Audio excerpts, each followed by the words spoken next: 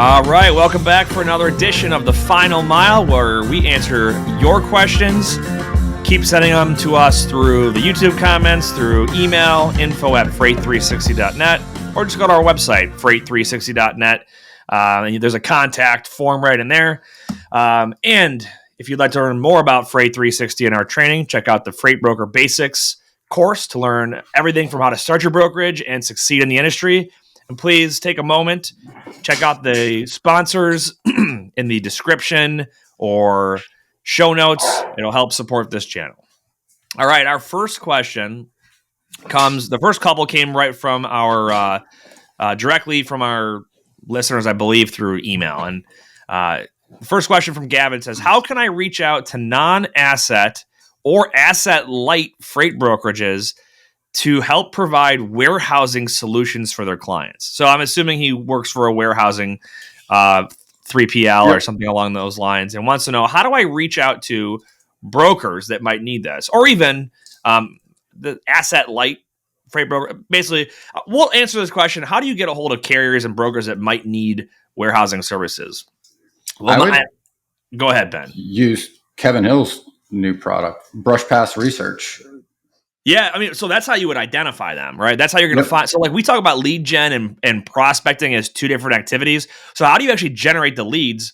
Well, yeah, Brush Pass Research from Kevin Hill is a great product. If you don't know it, check out their website. It's brushpassresearch.com, I believe. But he's got data on a lot of the brokerages out there for contacting. It's almost like the Zoom info, but for brokers. Yeah. So that's how, again, there's public data from FMCSA to get a hold of new entrants as far as carriers and brokers. That's another way. Now, how do you actually prospect them? It's the same way that we prospect shippers, right? We need to identify what the need would be that we can provide a solution for. So if I'm a warehousing company, I don't have a ton of detail on Gavin's company or situation, but if I have I'll just give an example. So my company, our brokerage, we've got a trucking company as well in Central Florida, and we're going to be converting part of our dock space into store, like basically warehousing. We might be building a temperature-controlled storage unit as well, because we've identified the need from certain shippers in that area for that kind of storage, right? So if I'll use Central Florida. If I have a temp-controlled warehouse or storage area in Central Florida, what would be a good use for that? Well, first of all, there's the obvious need of people that need additional storage in that area throughout the year.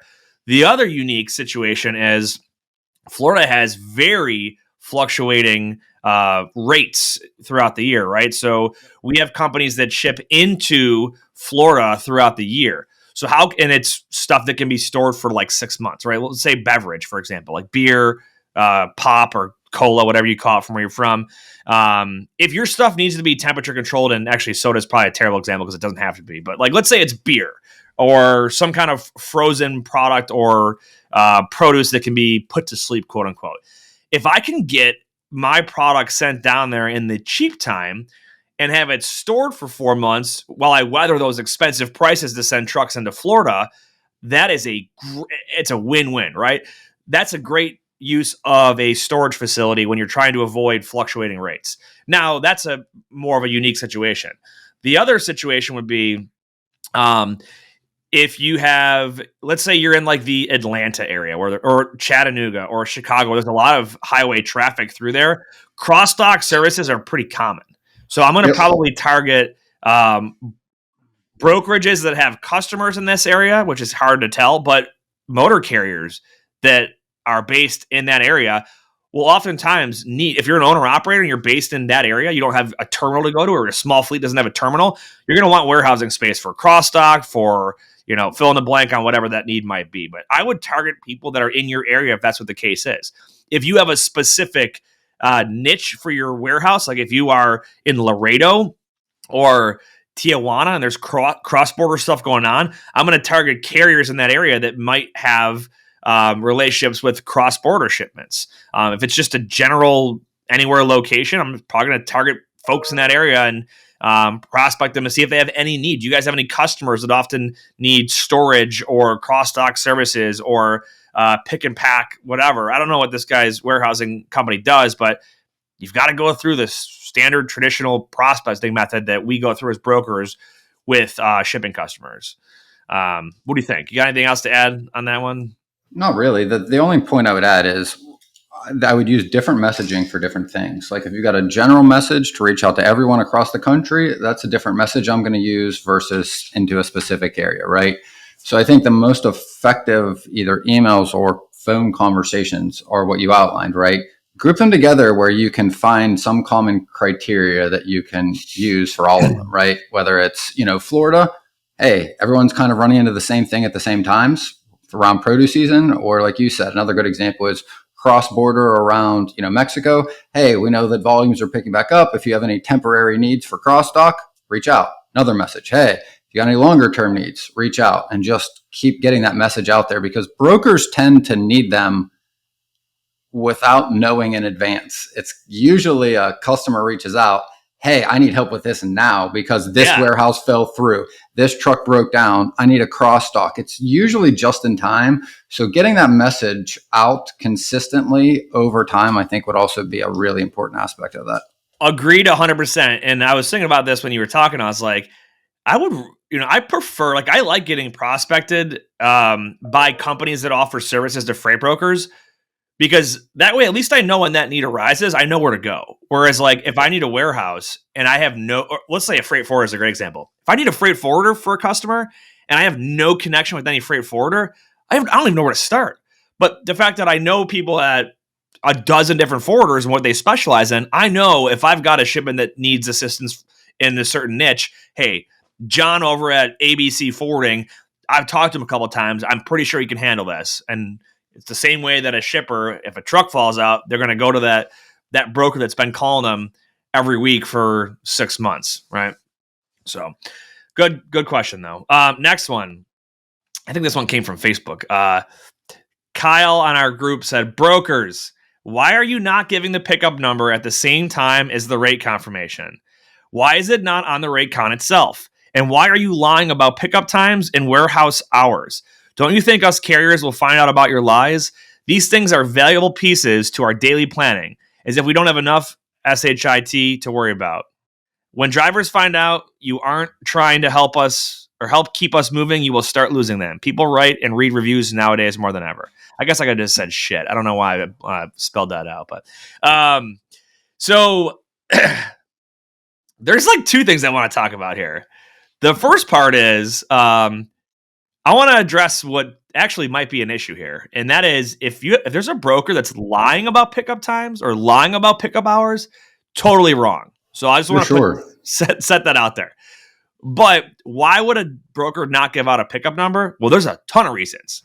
Double brokerage, fraud right now is massive. It's kind of a industry best practice right now to not give out pickup numbers until you verified that person is who they say they are in the equipment they say they have, and all that good stuff. I remember even before double brokering got bad, go back 7-8 years ago. I remember not including the full pickup address on the rate con as a measure to prevent double brokerage. Yep. And it wasn't even a rampant thing in the industry, but it was hey, every now and then this stuff will get double brokered. So for these new carriers that we don't trust or might have some red flags, we're just going to give them the city and state until they're actually there. And then once they're in that vicinity, we'll give the full pickup address.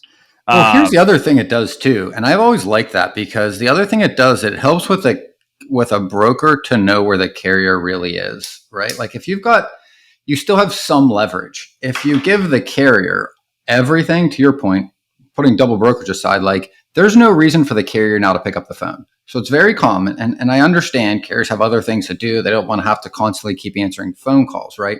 But let's just say I got a scenario where my customer's like, hey, I need an update. This pickup for this load is really important. Where is the carrier at? If it's 1 this afternoon, is he on his way? How close is he? Call the carrier. He doesn't answer because he's like, well, I got the pickup number. I got the address. I'll get there when I get there. I don't need to keep answering these questions. Well, now my customer's yelling at me. I've got no ability to help them by even just getting information, because the carrier has no reason to answer the call. If I have retained, to your point, the actual address, the carrier's at least going to answer my call, because if he's stuck at his last pickup and it's not his fault, it's not about somebody being wrong. It's just like, hey, they're taking longer than I expected to unload and they don't want us to be upset with them. I get it. But the reality is like, we need to know that so that we can convey this back to where they're going to let them know, hey, these guys can be 30 minutes late. Can you still load him? Maybe that answer is no in some scenarios, right? So like, it was also a very effective tool to be able to help get information when we really need it, because that also benefits the carrier. Doesn't do them any good to show up at a place that isn't going to load them if they're 45 minutes late and those things changed while they were at their last delivery, right? Which things happen in the industry that can occur. So there's some real legit reasons why that happens. And so back to Kyle's question, he's likely a carrier that probably feels like he's being disrespected. Like, why don't you trust me? Yada, yada. There's an easy way to pose this stuff. Like, if you got a brand new carrier and they look fine on highway or whatever vetting system you're using, but it's a common practice to, take certain measures with new carriers, just tell them like, hey man, you look perfectly good. You look great on all of the vetting stuff. We just have a company policy. Anyone that's new, we're going to provide the specific pickup number or PO number. Once we verify that the driver's on site, we're going to, we're trying to make that easy using GPS, or just send us a picture when you're there. Shipper knows you're going to be arriving, and we want to make sure that they don't have any adjustments in the pickup number as well before you get there.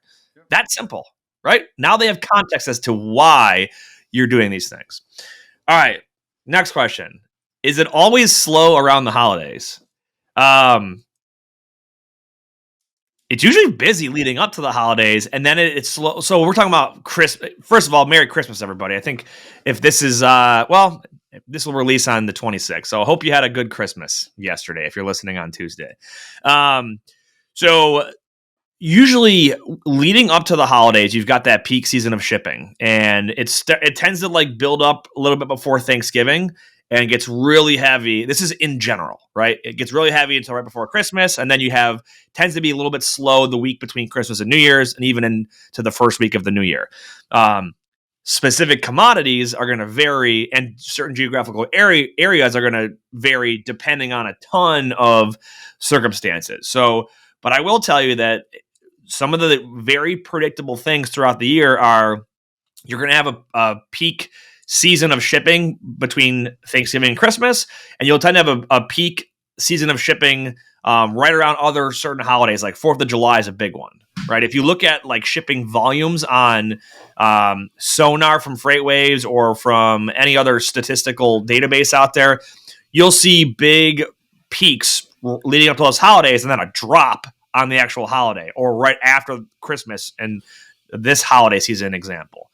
But yeah, but I'm curious, this year compared to other years, I mean, I haven't seen anything drastically different. Rates are different, but have you seen anything different in volume that's like noteworthy across the board? So there was actually something this morning. I saw it on X or Twitter as I was looking through the other stuff we were talking about. And Craig Fuller posted something that I've seen from a few other people, that this year, the trend usually continues up, meaning rates still keep climbing through this week, to your point, closer to Christmas. And it looks like they're not. Like they have just started to tail off. And again, it could be for a lot of reasons. The one thing that I know everyone was wanting to see was this Christmas season, with interest rates being up and things getting more expensive, no one really knew how much consumers were going to spend for the holiday. It seemed to be probably a little better than expected. But it's also very possible that like people just bought things a lot earlier this year, because again, even though that time frame tends to play out, what everyone else also doesn't think about is last year was worse than a normal. The year before was the worst anyone has ever seen due to the pandemic. So lots of retailers have started to start Christmas earlier, but even the sales. So like your Black Friday volume of sales was down because a lot of those sales are happening earlier in the year, September, October. And that could be one of the reasons why you're not seeing the peak go all the way up to Christmas. And it could be a lot of things. But yes, typically you see that almost all the way up through the end of the week. For sure. All right, next question.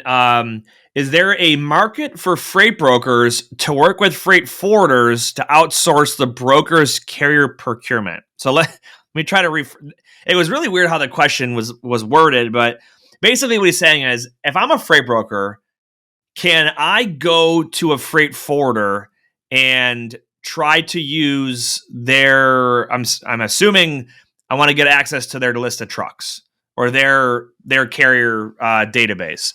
I would say no, it's the other way around. Oftentimes a freight forwarder will want to use a broker to handle a lot of their domestic transportation. Ooh. So I think what's being asked here is the broker saying, I don't have a big carrier network. Can I go partner with a freight forwarder and access their carrier network and co-broker to them? Maybe, but more likely it's the other way around, where a freight forwarder, their niche and their expertise is international shipping, customs clearance, import, export, right? They don't oftentimes want to deal with the headaches of domestic they don't want to deal with a truck driver domestically in the U.S. for a variety of reasons, right? So they'll say, hey, broker, we'll hire you. We'll give you our freight. You get it delivered wherever it's going. If I'm a freight broker, I should not have to rely on a freight forwarder to find me capacity. First of all, if you did that, you're adding margin that's not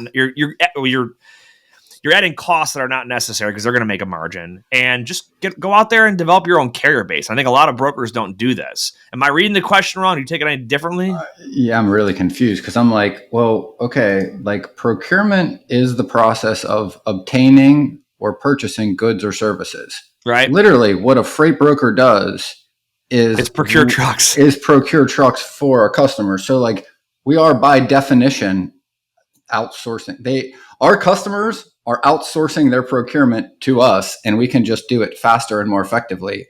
That is what we do. So in every sense, if you're hiring a truck for your customer, they're outsourcing their procurement to you. So that is what we do.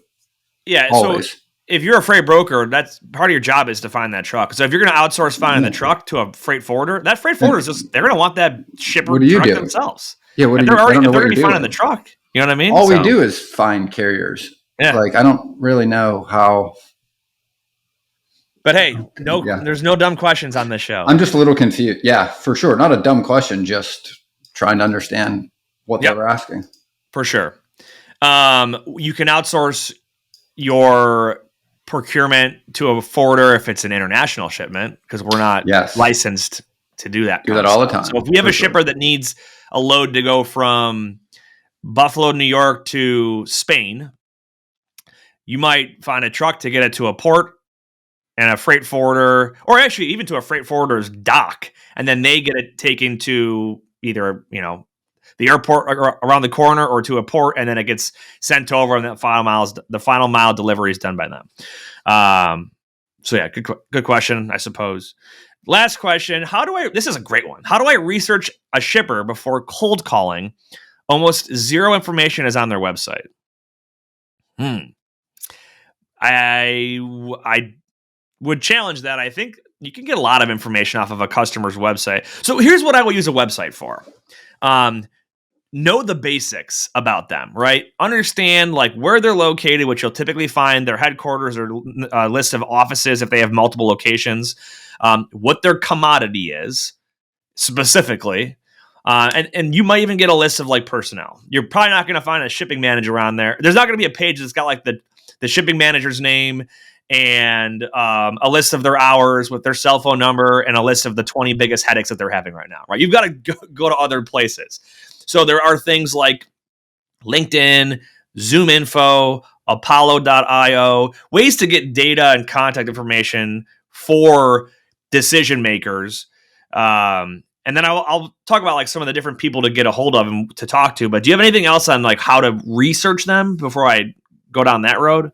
No, I mean, Google's kind of covered good, everything. Man. I mean, their website. Yeah. If you can find their website or any news or anything is about it, and I can't find anything there, that's what the prospecting call is for, is to uncover the information that you couldn't find elsewhere. And to be honest, that's a good thing, because if you're curious and you have lots of questions, call them, ask them, because that's the best way to build rapport and to start a cold call anyway. So that's not a bad position to be in. And then, when you make those calls, there's going to be different priorities for different people, right? So like, we always talk about like the traffic manager, but that's not the only person you might talk to. It could be a purchaser. It could be a sales rep. It could be a higher level person that handles distribution in general, but like a traffic manager, oftentimes their main goal is like just the service, right? Like I need to make sure that trucks pick up on time so that my job, like so that I look good, right? Whereas a purchaser might be worried about cost versus service because they're looking at the total the overall price there, right? The total spend. A sales rep that might be selling a product could be a mix of maybe a little bit of both. They want to make sure that they're not digging into their margin on their sale of whatever it is, but they also want to make sure their customer receives the product so they don't lose a customer. So, and you might have to talk to a few of these different people as well as maybe an onboarding department to go through the vetting steps to become an approved broker or motor carrier.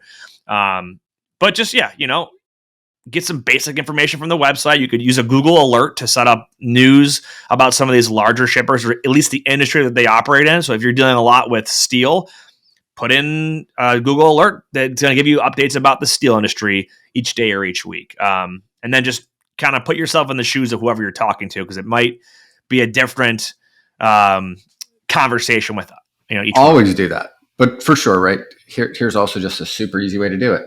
Pick up the phone and you call them and you tell them why you were interested. And then you ask them the question that you couldn't find and you tell them that. Say, hey, really interested in possibly doing business with you because of this, or this, whatever that is, whatever interested you in the first place. Tell them that. That will flatter them. And say, hey, I was digging around, wanted to find a few more things about you, wasn't able to find anything. Out of curiosity, then ask the question, right? Yep. That's it. There's your script. Have a good call, and then you'll either learn or you'll further it to the next conversation. For sure. Good questions. Keep sending them in. Oh, we do have one more. I almost forgot to add this in here. All right, David. David emailed us. He said, my question is this. If I'm a sales agent for a freight broker, I have the contact at the shipper and set up the broker and help negotiate the rates and commitments. Plus, I'm involved in keeping the relationship going. But the actual broker invoices and does the shipment truck assignment, dispatch, tracking, and invoicing. What is my portion of the equation worth? Some accounts might have 12%, 15%, 18% gross margin or gross profit, and not everyone is the same amount. Not everyone does the same amount of work. So would I get a percentage of the percentage?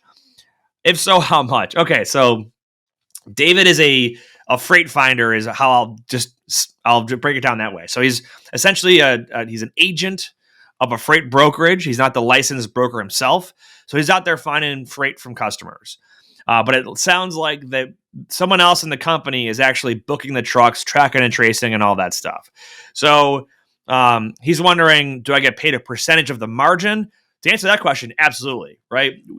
You should only ever get compensated off of your margin.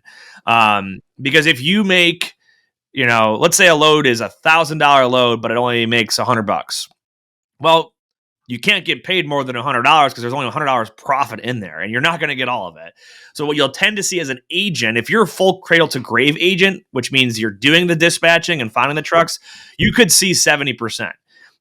If you're just a freight finder, in my experience, I've seen those people make half, sometimes even less than that, because all they're really doing, depending on their involvement, all they're really doing is introducing the brokerage to a shipper. A lot of shippers have needs, but doesn't mean that the brokerage can successfully procure trucks in a way to actually bring a healthy margin, right? Anyone can go out there and call a bunch of steel or lumber companies and get on a load list today. It's easy, but doesn't mean you're going to cover those loads and make any money doing it. So you're going to get paid a percentage of that gross profit. Yes. Yeah. The other thing is, if you're, again, I'll just say that we'll take that sales agent is a loosely used term. If you're working in a W-2, you might get anywhere from 5% to 15% of GP for doing this job. If you didn't find the customer and bring it in yourself, if you brought the customer in, you're probably 10, 15 to 25. If you're a W-2, if you're an agent, to your point, I've never seen anything above 50. Most are probably 25 to 40% of GP. Your freight finders, yeah, for bringing the business in, managing the relationship, and that's about it.